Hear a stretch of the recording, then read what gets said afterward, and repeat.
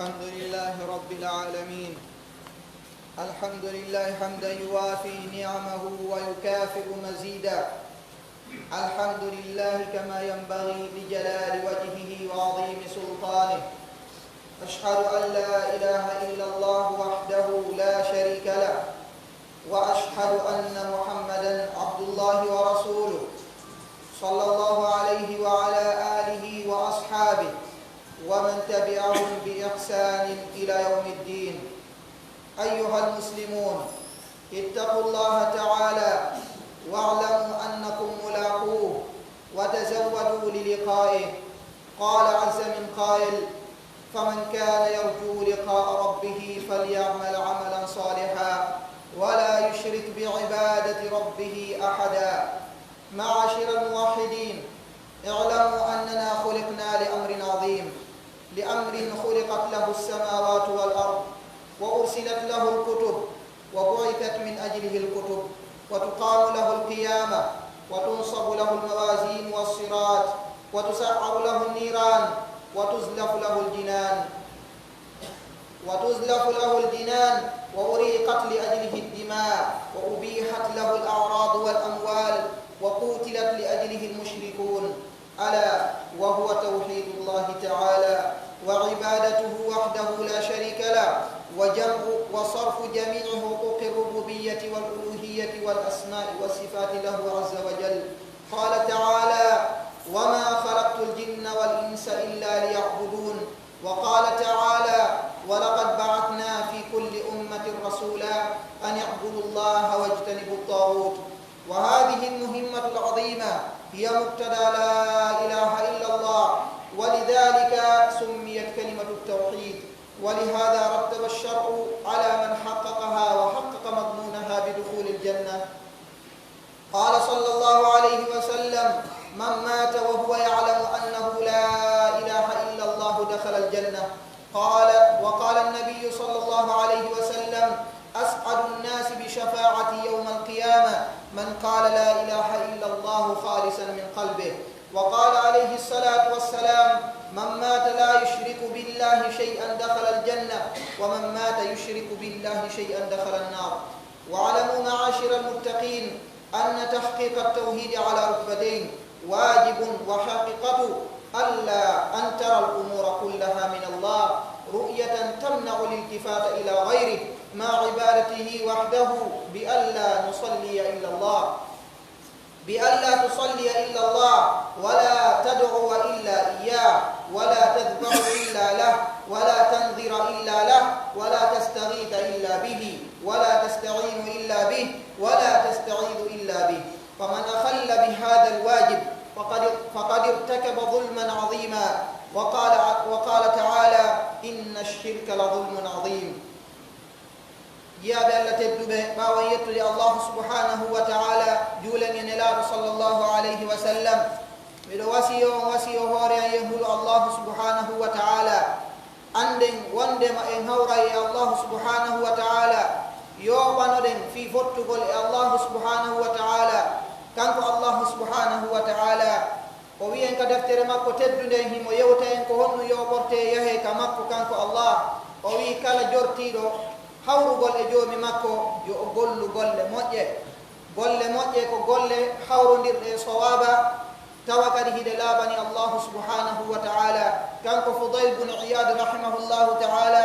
o jangi o aya tedduɗo mo allahu subhanahu wa ta'ala wi: liyabluwakum ayyukum ahsanu amala, o wi aswabuhu wa akhlasu. o wi ko wiyete liyabluwakum ayyukum ahsanu amala ko golle ɗe annduɗa hide laaɓi hide hawrodiri e sawaba. goɗɗo landimo o wi: ya Fudayl, ma akhlasuhu wa ma aswabu, ko honɗum woni ko jantiɗa ɗo ko laaɓande Allah tawa kadi ko wonduɗe e sawaba. kanko Fudayl o wi: alkhalisu ma kana lillah wassawabu ma kana ala sunna. ko innete akhlasuhu wa aswabu, ko innete ko laaɓi konko ko tawi konko fi Allah waɗira, ko wiyete kon sawaba ko tayno hawrodiri e sunna nelaɗo sallllahu alayhi wa sallam. kala jortiɗo hawrugol e joomi makko yo gollu golle moƴƴuɗe, golle hawrodirɗe sawaba laaɓande Allah tawa kadi o shirkanali joomi makko hay fus. ko ono yo dental wotinɗimɓe Allah subhanahu wa ta'ala ande wondema Allah subhanahu wa ta'ala o tagiriyan fi hunde mawnude. ko nden hunde ɗon woni ko Allah subhanahu wa ta'ala tagiri kammuli ɗin, o tagiri leydi ndin, ko sabu nden hunde wotere woni ko cippiniri defte ɗen, ko sabu nden hunde wotere woni ko o neliri ɓeɗo nelaɓe, ko sabu nde ɗo hunde woni ko o darnirta ngal ɗo dangal, ko sabu ɗum ɗo woni ko peese ɗen waɗira, ko sabu ɗum ɗo woni ko sirate wallinirte, ko sabu ɗum ɗo woni ko giiteli huɓɓinira, ko sabu ɗum ɗo woni ko aljannaji ɗin ɓannirante yimɓe huloɓe mo ɓen, ko sabu ɗum ɗo woni ko ƴiiƴe woɓɓe rufira woɓɓe wara, ko sabu ɗum ɗo kadi woni ko teddule woɓɓe woni ko yeebira ɓe wonti dahaɓe, ko sabu ɗum ɗo kadi woni ko jawle daginira wonti kon hoyri, ko sabu ɗum ɗo woni ko ɓeeɗo heeferaɓe ɓe haɓira. ɗum noon haray ko hunde mawnude ni,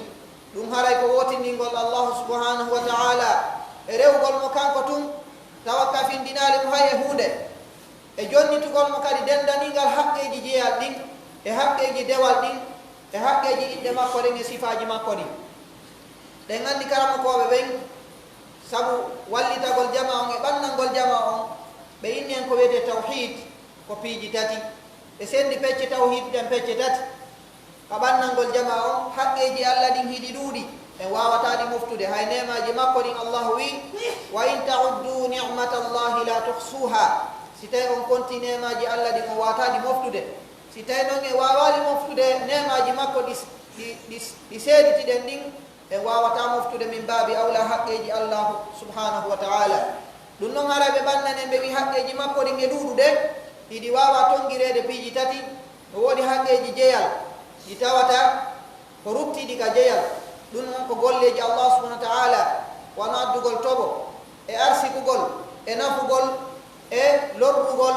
e ko waytata waɗi noon piijitaako kanko tu wawata okkude ɗum wono jiidi en haqqeji makko goo wono dewal ko hanuɗen jonnitude Allah subhanahu wa ta'ala batte jeyal makko ngal o waɗani en jonnitenmo ɗum ko rewgol mo kanko Allah subhanahu wa ta'ala juulangol mo hoorangol mo zakkangol mo hirsangol mo faabinorgol Allah subhanahu wa ta'ala fodugol Allah subhanahu wa ta'ala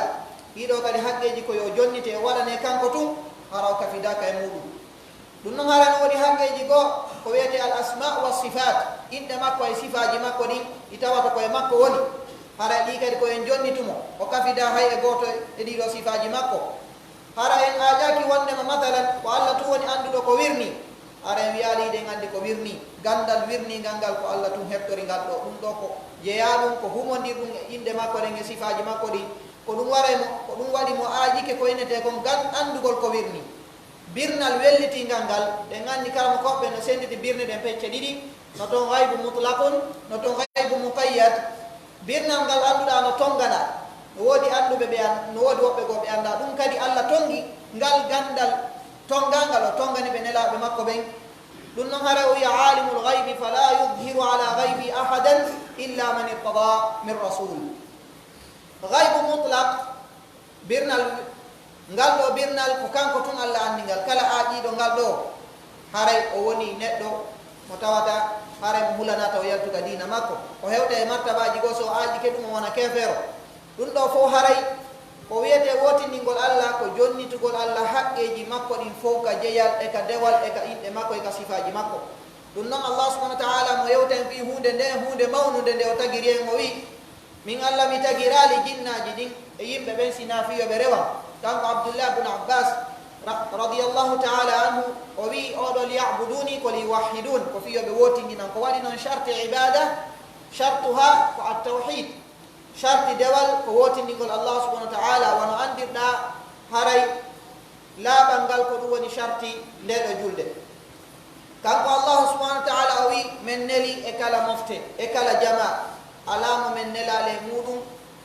e yimɓe ɓen kono Allah subhanahu wa ta'ala wirno wa in min ummatin illa khala fiha nadir ala e jama wo jama sina wajotoɗo yimɓe ɓen hulɓinaɓe fi Allah weltiniraɓe moƴƴere wonde nen ka Allah sina ɗum rewi ka maɓɓe to ɗum noon Allah subhanahu wa ta'ala o wi men neli e kala mofte e kala jama rasulan nelaɗo honɗum woni ko adiɓe yottinande ko rewe Allah tun woɗɗi to ɗon ɗiɗo bewinayɗi ɗum ko ɗiɗo shirkuji sabu noon oɗo fiyake mawnuɗo oɗo fiyake mo annduɗa ko kanko woni wotindingol Allah subhanahu wa ta'ala ko ɗum woni ngol konngol ngol fillitoɗo ɗe ñande wo ñande sa'i wo sa'i ko ɗum woni ko ngol ɗo konngol mawnugol konngol la ilaha illallah ko ɗum woni ko ngol ɗaɓɓiri en ko ɗum waɗi ngol wiiɗa kalimatu tawhid konngol wotindingol Allah ko ɗum waɗi oɗo sharia o jokkintini o fodi kala haqiqinɗo ngol ɗo konngol o haqiqini ko ngol sowmodi e mum kon ɗum ko wotindingol Allah waɗangol dewal ngal tun Allah subhanahu wa ta'ala jonnitugol mo haqqeji makko ɗin o fodi on tigi aljanna ɗum noon haray ko haqiqinɗo konngol ngol na kala wowluɗo konngol ngol so mbi'i kala wowluɗo la ilaha illallah o naata e aljanna harayno no woodi woɓɓe ɓe annduɗen enen tigi hiɗen jaɓi wondema ɓe naatata aljanna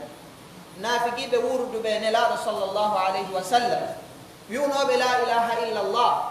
fi yoɓe hisuka kene ɓeɗo Allah subhanahu wa ta'ala wiɓe honɗum innal munafiqina fi darki l asfali min annar wonɗude himɓe wolde la ilaha illallah ko ɗum waɗi ngol ɗo konngol hingol mari chartiji hingol mari tugale nafata tu wowlugol ngol ɗo konngol ko ɓengol haqiqine chartiji maggol on timmine idan kanko wahbu mumɓe rahimahullah ta'ala ko goto e tabiyankeɓe goɗɗo wimo ya wahab alaysa la ilaha illa llah miftah aljanna ene la ilaha illa llah wonali saabiji aljanna o wi bala o wi ko non woni o wi walakin ma min miftahin illa wa lahu asnan kala saabije no mari ñiije fa in atayta bi miftahin lahu asnan futiha lak wa illa lam yuftah lak si a addi saabije marɗe ñiije a sotti uditantema sina ɗum uditantakema nelaɗo noon sallllahu alayhi wa sallam hiɓe fodi kala haqiqinno konngol ngol ka wowlugol e ka gollitirgol e ka fiɓugol oɗo o naata e aljanna ko ɗum waɗi kanko Farazdak o tumbodirno e Al-Hasan al-Basri ɓe gandi Farazdak ko neɗɗo jeyanoɓe e yimoɓe waccenoɓe alu baytu nabawi himo oñori e shi'a yagal wono andirɗen noon e ɓay o tumbodiri Al-Hasan al-Basri nden ñande hari karmakoɓe go janti wonde makko jiwa makko feƴƴi ɓay ɓe hokki o ka kaburu e mayɗo on siɗɗo Farazdak on Al-Hasan al-Basri o wi ɓay mo andi o Farazdak ko neɗɗo bonɗo ko rajul khabih o wi ya Farazdak mada a'datta li hada al-mawqif ko ɗum heɓilaniɗa nga yani nde nokkure ɗo ɗum ko o kaburu ɗo kanko Farazdak o wi a'dattu li hada al-mawqif la ilaha illa Allah mundu 70 sana mi heɓilanike nde ɗo nokkure yani oɗo o kaburu ɗo la ilaha illa Allah ila duuɓi 90 on tuma Al-Hasan al-Basri hattali ɗo ɓay ngol ɗo konngol hino mari chartiji ko tawata haray ko wolɗa la ilaha illa Allah sigi haqiqinali o haray nafatama o wi iyaka wa qadfa al-muhsanat mi haɗima e tukkugol suddiɓe reniɓe ɓe ko waɗi noon kanko Farazdak ko neɗɗo o tukkayno suddiɓe o mo marno koynete kon gasal mantugol rewɓe wowla alhaaliji maɓɓe ɗi shahidon ɗo o wi wondema hattali ko wiɗo wondema ko heɓilani ko ɗum ɗon tun hara yonimo bal o addanimo sharti goo mo tawata haray ko al inqiyadu lil kalima ko ɗoworgol konngol ngol ɗoworgol konngol ngol ko jaɓugol kala ko iwtiri ka Allah subhanahu wa ta'ala idan no jeeya e konguɗi ɗi nelaɗo arɗi ittaɗe e nelaɗo sallllahu alih wa sallam ɓe maaki wondema kala mayɗo himo andi wondema ala reweteɗo e gonga sina Allah o naata yaljanna nelaɗo maaki ɗum sallllahu alih wa sallam kala mayɗo tawi mo andi ko o ngol konngol ɗo firi maana maggol o ko honɗum ngol tabintini ko honɗum ngol riiwi ɗen andi kalimatu tawhid ngol mari ruknayi hay jannguɗa ngol a tawa ruknuji ɗinno toon sa wi la ilaha wiya illallah ko ni ngol ardiri nafoore ardugol ɗum ko tawde heefeɓe makka ɓen hiɓe jaɓuno piiji ɗiɗi nelaɗo tawduɓe ɗum ko ɗum konngol ngol araali wi allahu ilahu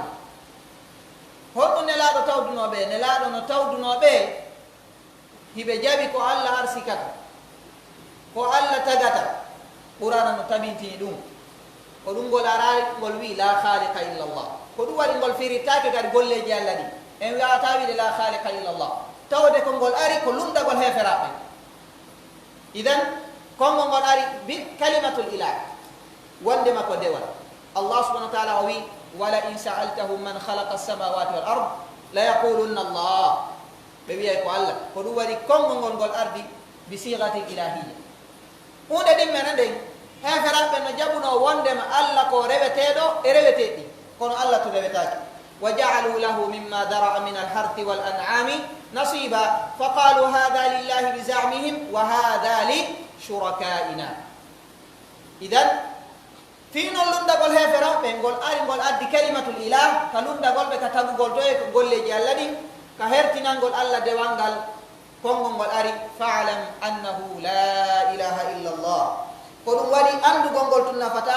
wowlugol afwan wowlugol konngol ngol tun nafata ko ɓe anda ko ɗum ngol tabintini ko ɗum ngol riiwi ko ngol riiwi ko rewgol goɗɗum o kona Allah e tabintinalngol dewal ngal Allah mo maydi e ɗum ɗo tawi o heɓali feere gollugol o naata yaljanna amma so o heɓi feere ɗiya chartiji hedditiɗi ɗi karama koɓɓe janti haray o naatata aljanna idan naatugol makko noon aljanna ɗo kadi ɓe gandi heewi ka fodareji arata mo waɗi hunde kaare o naata e aljanna ɗum no holli haray naatugol aljanna no mari pecce ɗiɗi heewi kadi ko woɓɓe welsindiɓe hoditorta ɗi nassuji ɗo ɓe accita piiji goo ma ɓe golla ko ɓe golli o ɓe yeggita ayeji kambaɗen toon naatugol aljanna hino mari pecce ɗiɗi no toon dukhulu mutlaq argol tun naata ɗum ko kala daɗuɗo yiite ko ɗum waɗi Allah subhanahu wa ta'ala homindirali malal e naatugol aljanna ko homindiri koye daɗal yiite faman zuhziha ani nnari wa udkhila aljanna faqad faz wa mal hayatu dunya illa mata'ul ghurur noton dukhulu muqayyad on tigi rewa yite o tefane ma Allah tigi kasakki torde o tefana be o yaltina be onata aljanna haray gongi e makko bay haray onati aljanna kono non naadi mo aljanna bay wobbe no kay yite to ko kalimatu la ilaha illallah ko tawde ko neddo wotinninno kala marko tawhid ko fandi wa hay ko fotata mithqala dharra o luttata kay yite kono no yaltini mo dum ko sabu wotinningol Allah sina ɗum ko ton o lutteno ɗen anndi are tafsiraji karama ko ɓe janti wonde masi ɓeeɗo yimɓe wotinimɓe Allah yaltinama ka yiite nadama aljanna heferaɓɓe ɓe yeloto yoɓe wontu julɓe ko ɗum Allah wi rubama yawaddu alladina kafaru law kanu muslimin ɓe yelo ko tawno ko julɓe nelaɗo sallllahu alayhi wa sallam ɓe maaki ɓe janti e hadith maɓɓe mo abou hurairata filli abou hurayra landi nelaɗo sallllahu alayhi wa sallam ya rasulallah man as'adu nnasi bi shafa'atika yawma alqiyama ko mo ɓurata malede heɓude yimɓe ɓen ko mo ɓurata yawde gañade heɓugol tefore maɗa nelaɗo maki sallllahu alayhi wa sallam miɗo andi abou hurayra ko an adotoɗa landade ɗum ɗo tawde a jeeya yimɓe rerɗuɓe fi konngudi andi nelaɗo maki sallllahu alayhi wa sallam ko ɓurata gañade yimɓe ɓen fo tefore am ko man qala la ilaha illa allah khalisan min qalbi ko kala wonɗo ngol konngol tawa ɗum no laaɓi ka ɓernde makko kono woni o khalisan ɗo nafigiɓɓe no wiide la ilaha illallah kono laysa khalisan min qulubihi laaɓaka ɓernde maɓɓe ko kala wiwɗo la ilaha illallah tawde mo fiiɗi ko ngol ɗo konngol ala reweteɗo e gonga sina Allah nafigiɓɓe wowli kono si ɓe fiɓuno ɗum ko gonga ɓe gollitireno ɗum e kene yani kene maɓɓe mo gundu on fof feppay nelaɗo sallllahu alayhi wa sallam ɓe maki kadi man mata la yushriku billahi shay'an dakhala aljanna kala may tawi o shirkanta Allah kus o naatay aljanna no naatir kaw o luttata ka yiti ko wa man mata yushriku billahi shay'an dakhala annar kala may tawi mo shirkana Allah hay hunde ko ɗum karama koɓe go ibnu qayyim rahimahullah ɓe tippe ɗum ɗo wonde hayso ko shirku to soko ɓay oɗo shay'an ko nakiratum ala siyaqi ashart idan mo shirkani Allah mo fawi e goɗɗum macci ɗon Allah o naata yiite idan ara non jiyaɓe Allah oɗo haqiqingol ngol wotingol Allah subhanahu wa ta'ala no e martabaji ɗiɗi martaba goo on ɗon no waɗɗi mo haqiqinali mo wonata julɗo martaba goo no toon ko martaba mo annduɗa mo acci ko waɗɗi ko min kamalil wajib ko timmintingol ko waɗɗi mo acci mo julkako makko mo heddoto ɗon o wona e julɗo kono haare julkako makko ngo no ɗoyti ko neɗɗo waɗɗintiniɗo bakkato idan martaba waɗɗiɗo mo annduɗa mo accimo ɗon o wonata julɗo haqiqingol ngol wotingol Allah ko nde neɗɗo on yiyata piiji ɗin fof koye morde ka Allah yi ande ne tawata ino haɗi mo yeƴƴitagol e goɗɗum ngo o anda wondema kala ko heewi ko moƴƴi o ko boni o fof koye morde Allah subhanahu wa ta'ala o acca yeƴƴitagol e yimɓe ɓen ko kaarijo ma waɗinmi ɗum ɗo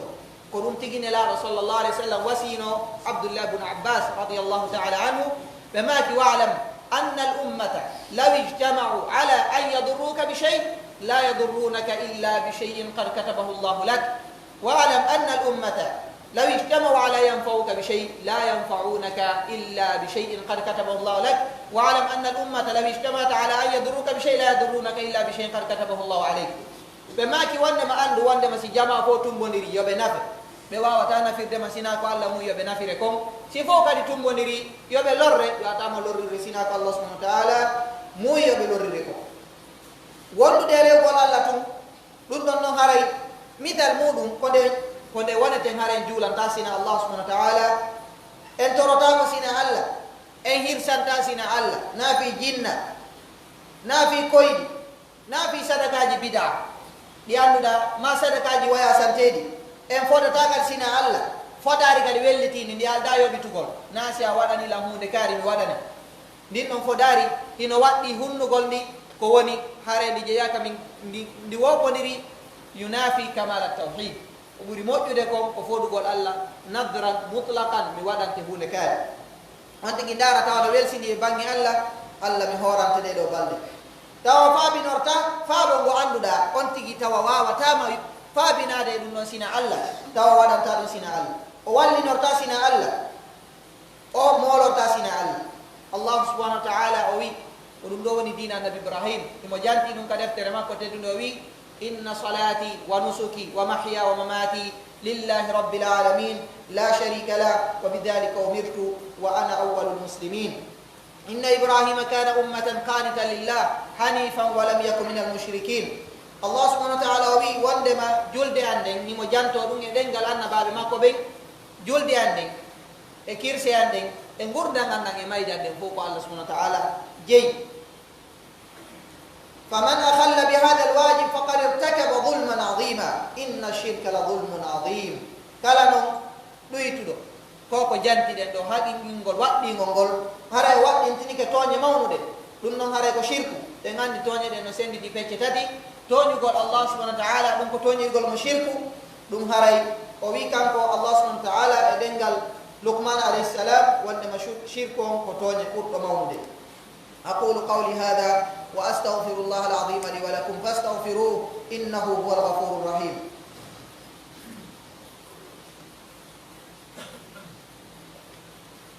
الحمد لله رب العالمين الحمد لله الذي بنعمته تتم الصالحات الحمد لله على كل حال ونعوذ بالله من حال أهل النار وأشهد أن لا إله إلا الله وحده لا شريك له وأشهد أن محمدا عبد الله ورسوله صلى الله عليه وعلى آله وصحبه وسلم تسليما كثيرا أما بعد فالرتبة الثانية معاشر المتقين كمال الواجب وحقيقته هو التخلي من كل ما يفضي إلى الشوب بالتوحيد الواجب وهذا الذي تضمنه الحديث المشهور عن النبي صلى الله عليه وسلم وعدني ربي 70,000 يدخلون الجنة بغير حساب ولا عذاب وجعل الصحابة رضوان الله تعالى يخوضون في هؤلاء فخرج عليهم النبي صلى الله عليه وسلم فقال هم قوم لا يتطيرون ولا يكتوون وعلى ربهم ولا يسترقون وعلى ربهم يتوكلون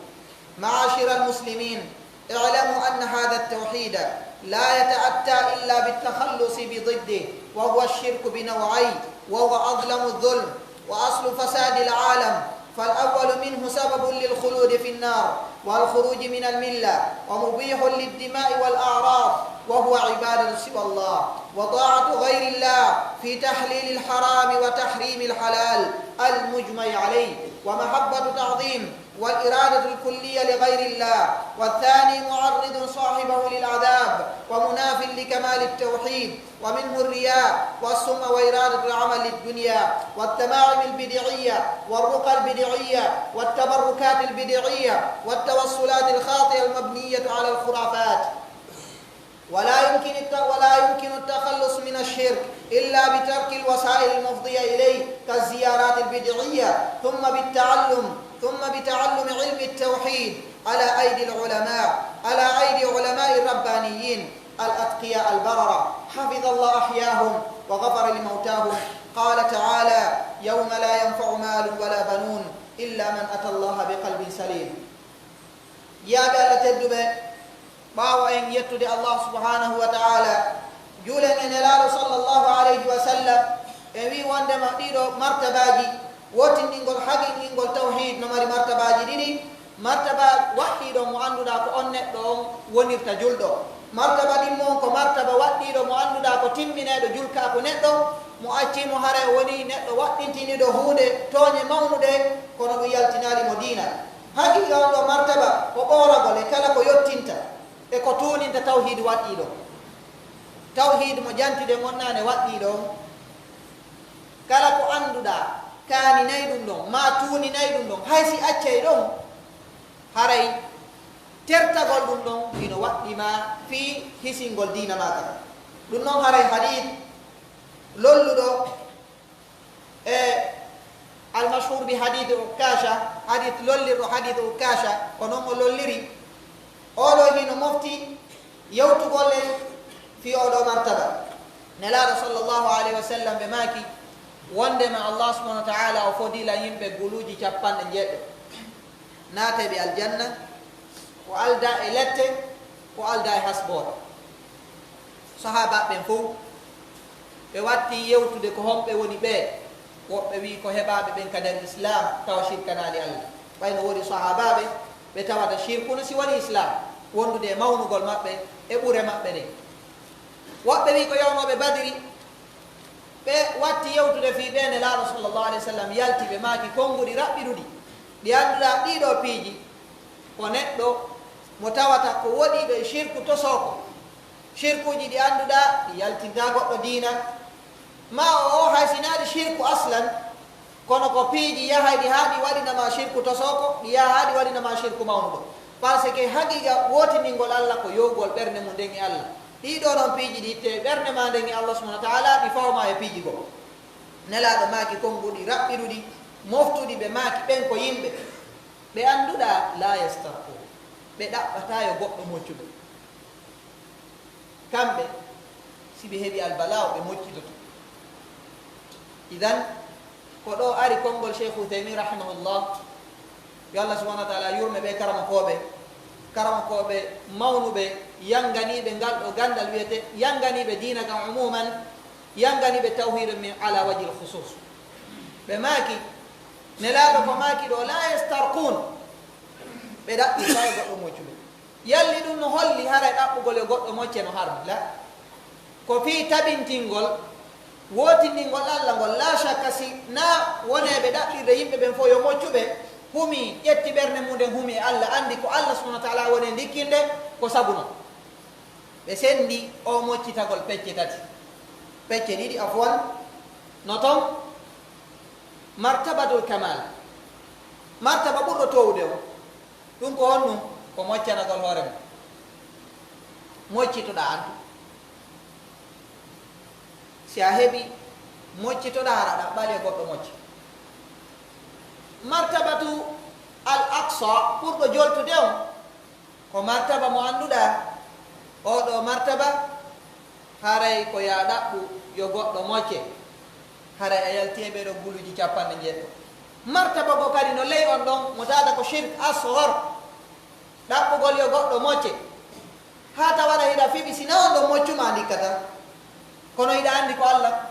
ndikkinta kono honɗon tu mocci ndikkintama ko shirk asgor par ce que a waɗi neɗɗo sabu mo wona sabu allah ko waɗi sabu ɗo koyo moccugol ngol ndikkine amma ko kaarijo on ɗon tun ɗum ko shirk asgor no toon martaba adna ɓurɗo on ɗon kadi shirk akbar ɗa fiɓi oɗo ko kanko cellal ngal woni e jeeɗum ko ɗum noon waɗi ɓay ɗum ɗo hewtine ɗo ko ɓuri moƴƴude ko ya moccano hoorema no gasa goɗɗo wiya e haray o tigi noon allah no yamiri yo cellal ɗaɓɓe na kono allah subahana wa taala ko wiri yo cellal ɗaɓɓe ko fiya yanganon na fiya wurutu ɗum noon ko jabawol jabawol ɗimmol ngol ko qissa tabitude nelaɗo sallllahu alayhi wa sallam suddiɗo ɓaleejo arno ka nelaɗo sallllahu alayhi wa sallam o wi nelaɗo min mi faɗɗete mbiɗo mari nawnare jinna mocca ko ɗum waɗi konnguɗi nelaɗo ɗin e kuuɗe maɓɓe ɗen si a famali a inne no serti kono sertata ko waɗi ko immorde ka allah walaw kana min inde gayri llah la wajadu fihi ihtilafan kathira idan nelaɗo maaki accu ɗon hara mi moccalima naata aljanna fiya tawoye ka ɓeya to guluji 90 o wi nelaɗo mi jaɓi fi honɗum ko fi aljanna o tagira o wi kono nelaɗo simi faɗɗama mi wirtoto o wi mi torantuma allah ta wirto on suddiɗo wurno ha feno aboubacre tañƴini ha feno othman tawi si o yani o wirtotako kono wonde nawnare nden ko ɗum waɗi ɓe sappotono mo ɓenna kala faalaɗo darde neɗɗo aljanna yo ndaare o suddiɗo tawi ko debbo ɓalejo e riwayaji goo no waɗi ko imra sauda idan ɗum woni nukta ula o nukta thania on wala yaktawun ɓe sunnitotako ɓe gandi no woodi tib tabi'i gollitirteɗo suwa ko barmi sa barmi ƴetta yiite takka e ma siɗa huuɓi takka e ma harma a waɗali ko harmi kono ada yunafi kamal tawhid nelaɗo maki nokkugo e hadith maɓɓe selluɗo man istarqa waktawa faqad bariya min atawakkul kala ɗaɓɓuɗo e goɗɗo moccumo ma ɗum o sunniti ara o yalti e fawogol e allah o naati e pijigo idan o waɗata ɗum ɗon kadi hasla akhiran wa ala rabbihim yatawakkalun koye joomi maɓɓe woni koɓe fawi timminɗo ɗiɗo sifaji o ko jeeyete ɓeɗo guluji capanɗe jeɗɗo ɗen toro Allah yo Allah nawina en haqiqingol ɗiɗo sifaji ko ene e jiyaɓe Allah haray ande wondema ngol wotiningol ngol wawata heɓade sina ɓoragol e ligdu mum o aslan ko ɓurno labede kon koye ngador ko wiyete shirku si adoren tawhid ko ɗum woni ko yaadi e soggande alqur'ana nden ko ɗum yaadi kadi haqqille ɗen ko ɗum yaadi kadi e so ande nden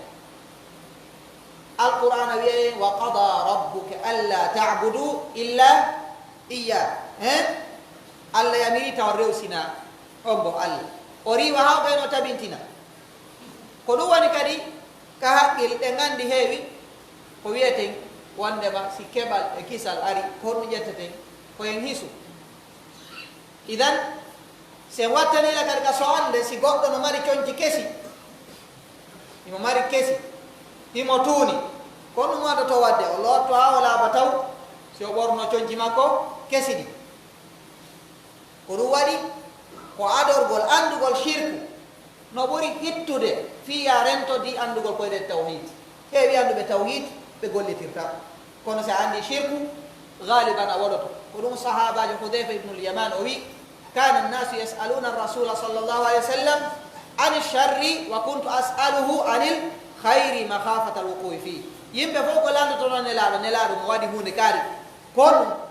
o naata e aljanna piiji naada e ɗi aljanna min mi laatotono miɗo lando nelaɗo sallllahu alih wa sallam fi bone fiyomi rento e mum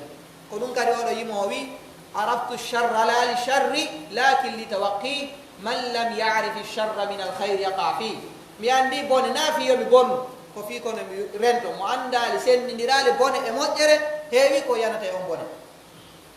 idan oɗo noon shirko e noneji mum fof ko ɗum ɓuri mawnude e toñeji ɗin fof ko ɗum kadi woni asli bonugol tagore nde fof shirku ara noon ɗum ko shirku mawnuɗo on ko sabimbinowo luttugol ka yiite mo waɗi shirku mawnuɗo hay si tawi ko julɗo o heɓa so naati yiite o yaltata shirku mawnuɗo ɗum kadi no sabimbina yaltugol ka diina nema ɓurɗo mawnude ko islam shirku akbar o ɓoorete woɗo nema no daggina kadi ƴiiƴe mo waɗi shirku akbar ara o yartondini si ko islam ñawimo ko yo ware o ɗaɓɓire yo tuubu so tuubali o yaltine e aduna wal arab e teddule makko ɗen kadi ɓe heferaɓe teddunoɓe ɓe annduɗa ko jeeyaɓe gengol annabi ismaila alayhi salam rewɓe maɓɓe ɓen fof wontuno horɓe woɓɓe gota yettotoɓe ko alda e dewgal sonnajo goɗɗo ko teddungal makko mo dagini ɓeygu ma haray o dagini teddungal ma ngal kono no waɗi ɗum no dagina ko tawde ɓe waɗi shirku mawnuɗo idan ɗum noon oɗo shirku mawnuɗo ko rewgol goɗɗum o ko wona Allah acca ɗum Allah ɗum no mari noneji ɗuɗuɗi e ɗoftagol mo wona Allah dagingol ko harmi kaari wiya hunde no harmi ma wiya no dagi wiya awa jaɓa ɗum tawaɗa andi ɗum no harmi hino o harmina ko dagi tawaɗa andi ɗum no dagi wiya awa ma o dagina ko harmi tawaɗa andi no harmi jokkamo e ɗum ɗum wiyete shirku taa on tigui o yalti dina o wiyete ɗo hatim bun adi o arno ka nelaɗo sallllahu alih w sallam ɓe jangi konngol Allah wattahadu ahbarahum wa ruhbanahum arbaba min dunillah oɗo hatim ko jeeyaɗo e nasara o wi ya rasulallah lasna nabudu minen mi rewatano ɓe nelaɗo maaki sallllahu alih w sallam alaysa tuhilluna ma harrama Allah o wonari hiɗon dagina ko Allah harmini si ɓe harmini o wi bala o wi fa tilka ibadatum ko ɗum o rewgol o rewi ɗum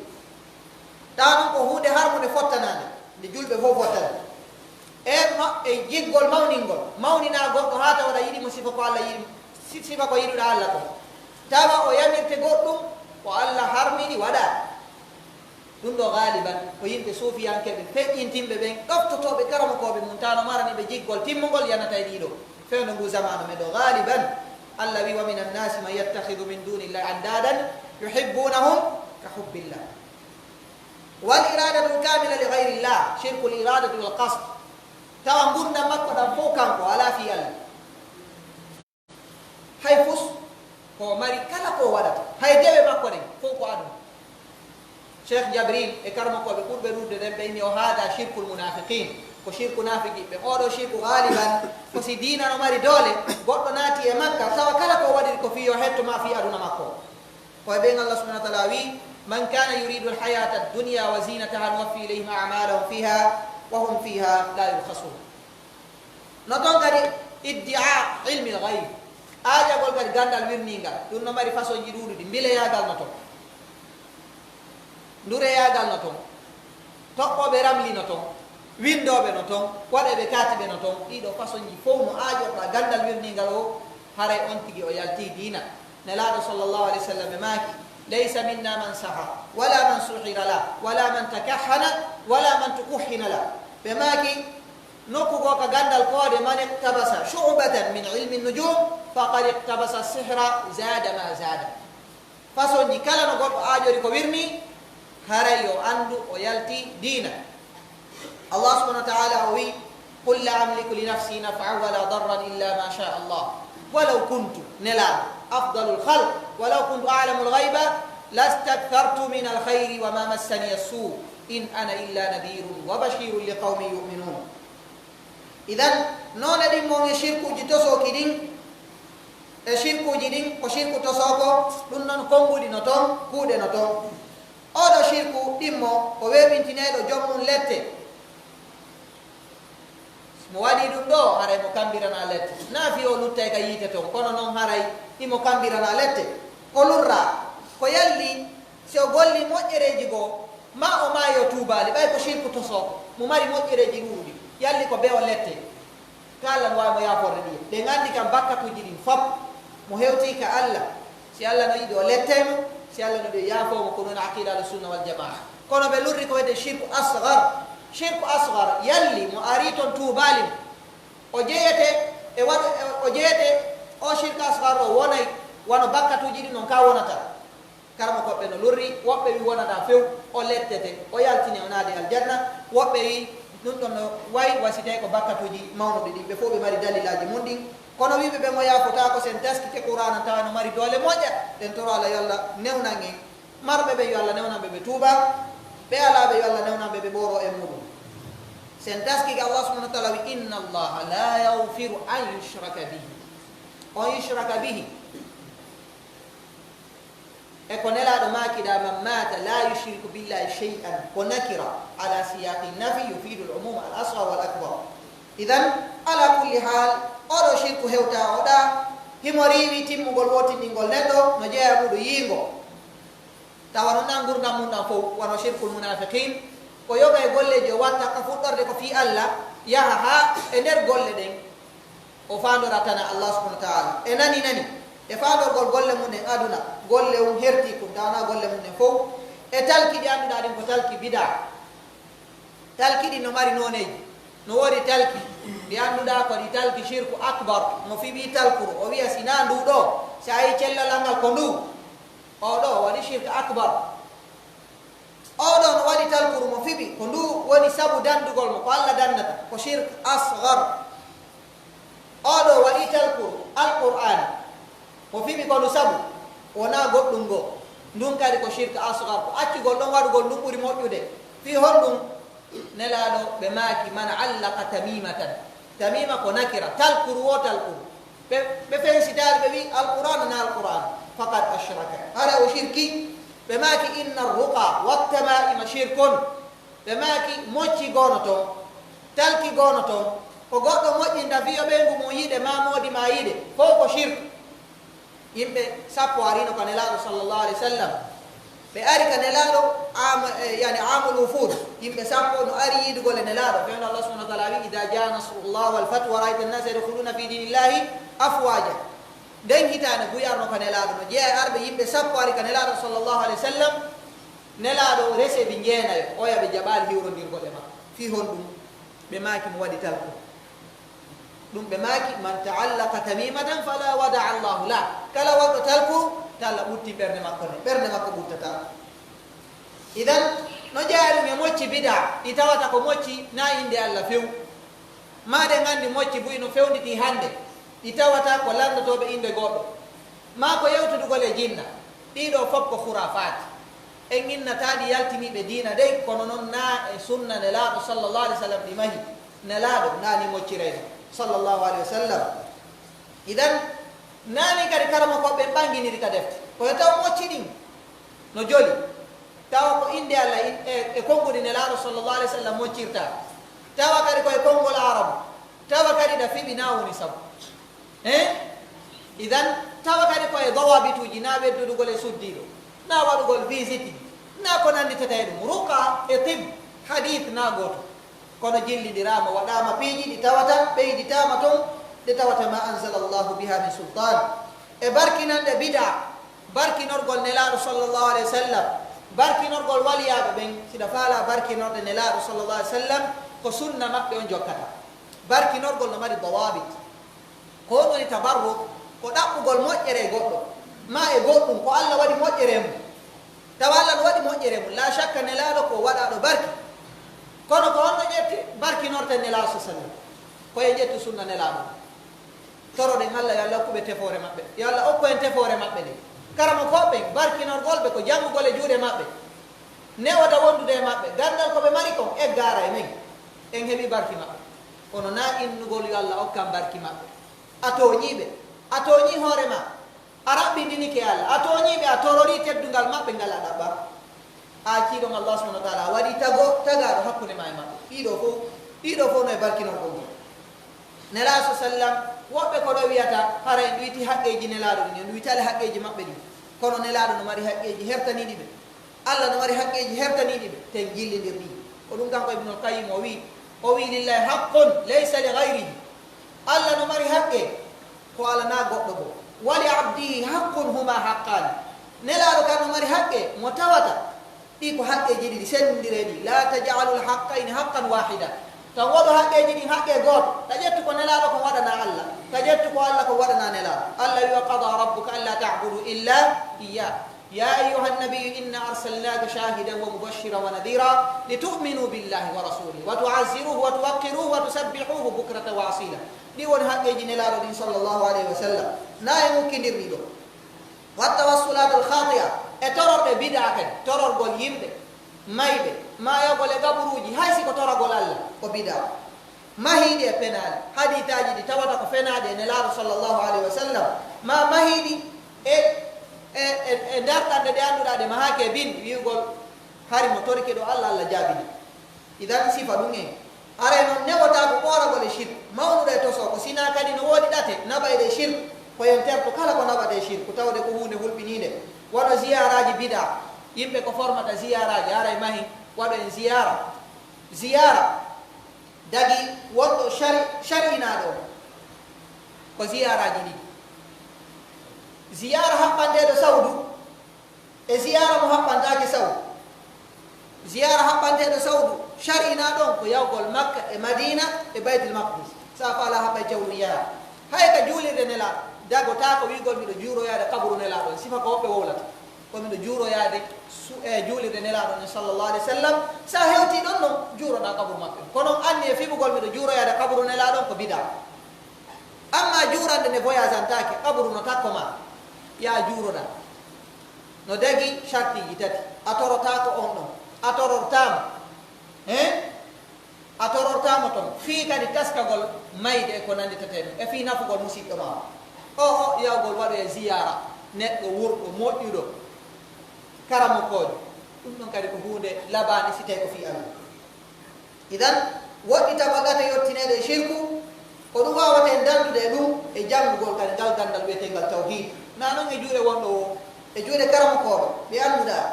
ko neɗɗitoɗo ɓe needi alqur'an huloɓe allah ɗigguɓe yo allah subahana wa taala reeni wurɓe maɓɓe ɓen o yaafo mayɓe maɓɓe ɓen ɗum noon allah subahana wa taala o wi ka dargal mo yewten fi dargal o wi ko wiyete dargal ko ñalade nde annduɗa nafatade ñande jawdi wona ɓiɗɗo sina alruɗo e ɓernde hisunde e shirku hisunde e keferal hisunde e nafigiyagal hisunde e bidaaji ɗin ka fiɓeteɗi ɗin e hisugol e geddi ɗen toro allah yo allah dando en yo allah hisi ɓerle men ɗen e ɗiɗo piiji fof aqulu qawli hada wa astaghfirullah alazim li wa lakum fastaghfiru innahu alghafuru rahim ربنا آتنا في الدنيا حسنة وفي الآخرة حسنة وقنا عذاب النار وآخر دعوانا الحمد لله رب العالمين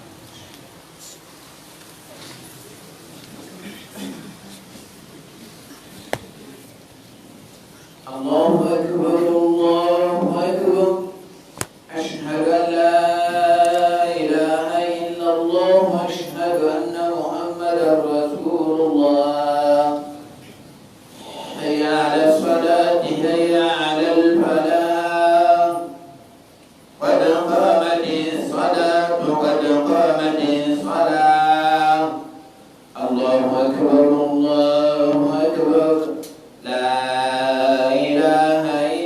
الله. رواه الصوص بن خلف ابن سفيد رواه ابن جلد.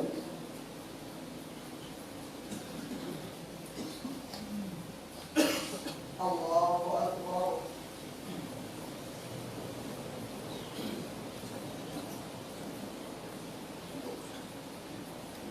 الحمد لله رب العالمين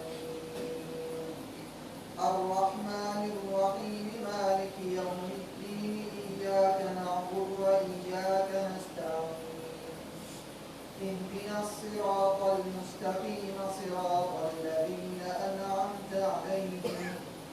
غير المغضوب عليهم ولا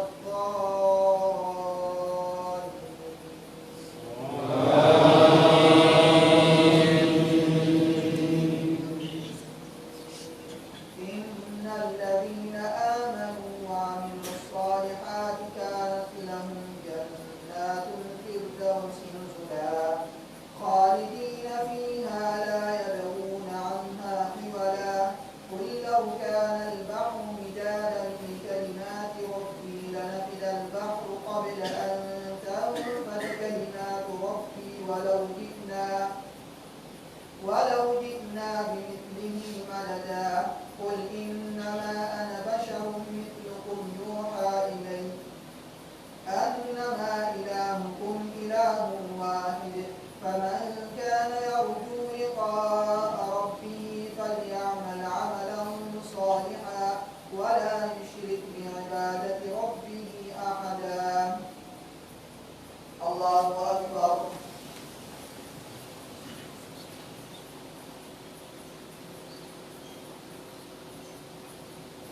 سمع الله لمن حمده.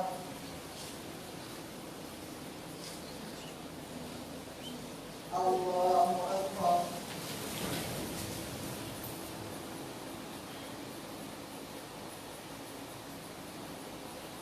الله أكبر.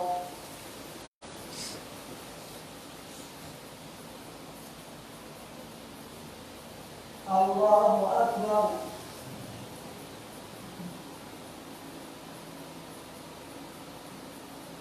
الله أكبر.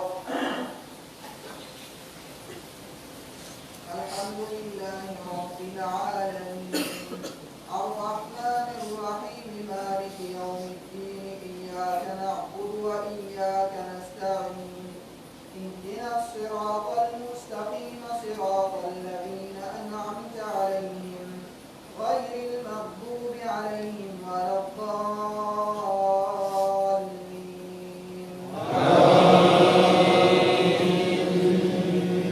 إنا أنزلناه في ليلة القدر وما أدراك ما ليلة القدر ليلة القدر خير من ألف شهر تنزل الملائكة والروح فيها بإذن ربهم من كل أمر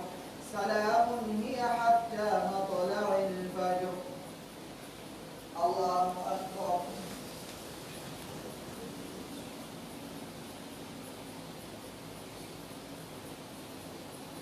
سمع الله لمن حمده.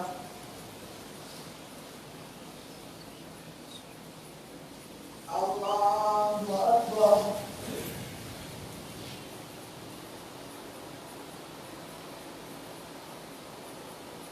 الله أكبر. الله أكبر.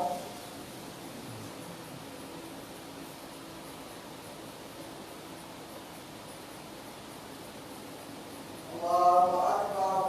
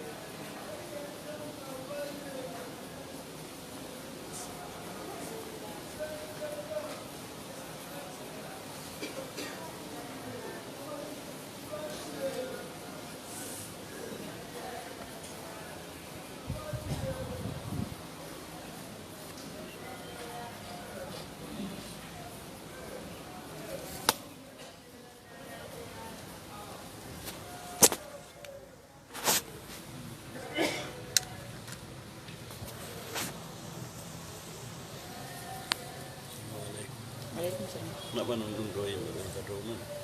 Kotoniun, that